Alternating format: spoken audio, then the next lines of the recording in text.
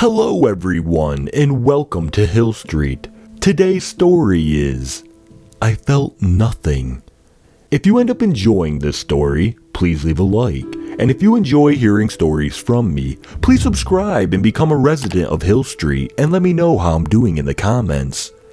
Now, let's get to this nightmare. I feel nothing. I haven't my entire life. I pretended I did, but it was all a lie. I'm not afraid to admit that anymore. When my mother took me to therapy for beating that kid senselessly, they diagnosed me as a psychopath. They told me my entire life that I could not feel emotion, but what I could feel was agony.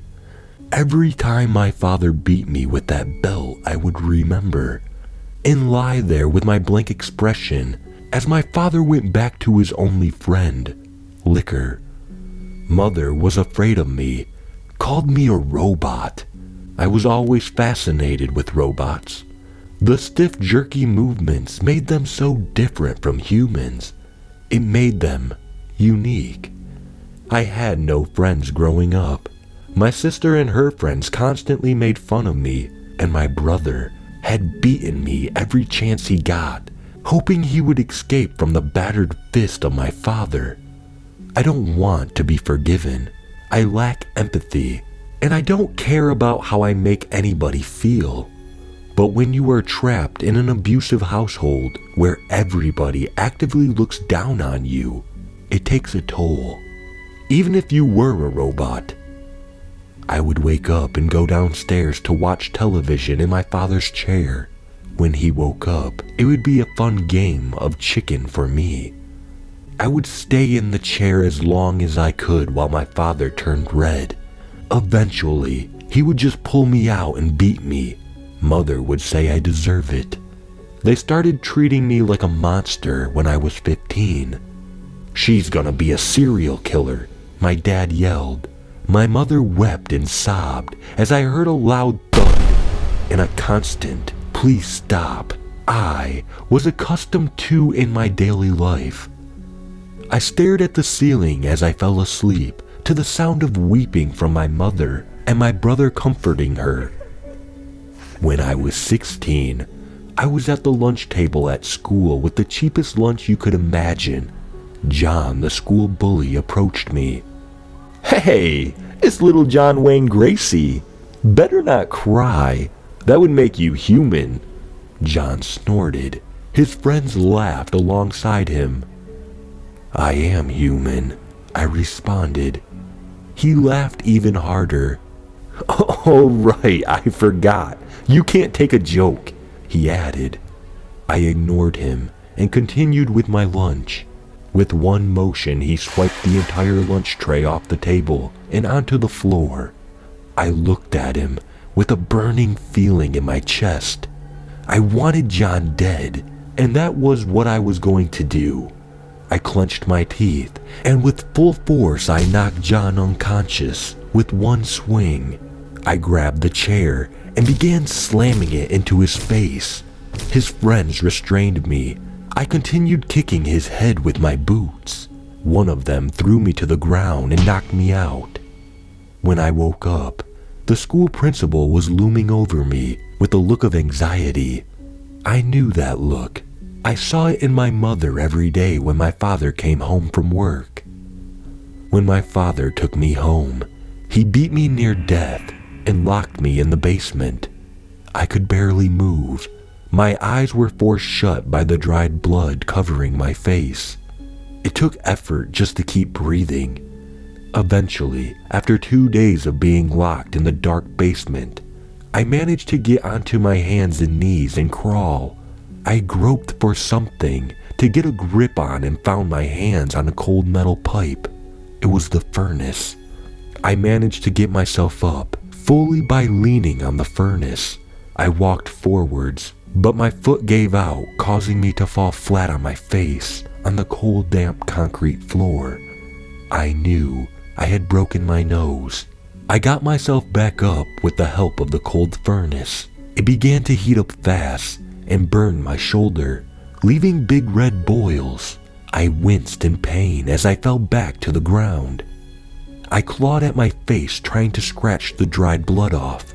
I managed to claw enough of it off to open one eye partially, open to see the dark room. What I didn't notice was the fact that my father was waiting for me at the stairs. He began to approach me with a golf club and raised it over his head. I grabbed him by the foot and pulled him down. I heard the sound of his skull crack against the floor. He screamed in anger as he steadied himself up. He attempted to hit me with the golf club, but I managed to roll out of the way. He looked at me with fury in his eyes and tried again, hitting his hand off the furnace. At that moment, an idea came into my head. He finished looking at his hand and charged at me. "I should have done this a long time ago, Felicia," he screamed. "Then you should have," I replied. With my last amount of strength, I lunged upwards and slammed his face into the hot furnace. He screamed in agony as his face turned red and boils popped. He covered his face, still screaming. By this time, Mother and my siblings appeared at the top of the doorway. Mother began to back away. I knew she was going to call the police on me. How ironic. I saw the fuse box in the darkened corner. My father grabbed my foot and began to pull me down to the ground. He looked up at me with bloodshot eyes. I kicked his face and his grip loosened. I kicked him again and he let go. I limped towards the fuse box. He tried to stop me again but failed, collapsing to the ground in pain. I flicked all the power switches off, sending the house into darkness. It was time for me to inflict every last amount of pain they inflicted onto me. I limped towards the dropped golf club. Filled with newfound strength, I loomed over my father with a seething rage. "Am I a serial killer now?" I asked. He looked up at me like a wounded animal, and for once, I felt a grin tugging at my lips. "Felicia, please," he stuttered, weakly. I raised the golf club and slammed it repeatedly into my father until his head was nothing but a smashed skull and exposed brains. I heard the police sirens above, looking like I didn't hit the fuse box in time. I heard what sounded like two officers talking with my mother and sister. "She's gone crazy. I don't know what happened," my mother was yelling. The officers were consoling her.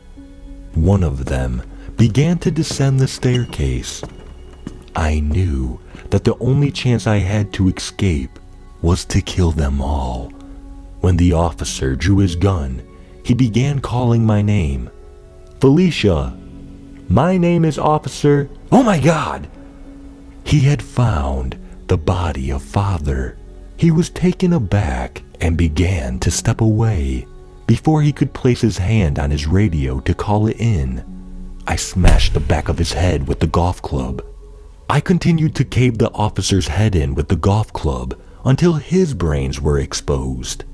I sighed as I began to walk up the stairs. "Carlton, what did you find?" the other officer asked. He stopped when he saw me standing at the top of the stairs, covered in my own and other people's blood. He drew his pistol immediately and began to approach me. "Put your hands up," he barked. I raised the gun I got off the officer and shot him in the head before he could react. Mother screamed in terror as she rushed my siblings up the stairs. She ran for the gun on the officer's belt, but I pistol whipped her. I aimed my gun at her and fired 6 shots into her skull, splattering brains everywhere. I began to walk up the steps to my siblings' room. I realized the chamber had no more bullets in it, so I went to grab a knife. When I did, my brother grabbed me by the back of the head and slammed my face into the counter repeatedly. I grabbed a butcher knife and stabbed randomly behind me. I heard the sound of the knife piercing something and my brother groaning in pain. I turned around and slashed his chest multiple times until he collapsed to the soft matted floor, stained black with blood. I sat on top of and plunged my knife deep into his chest.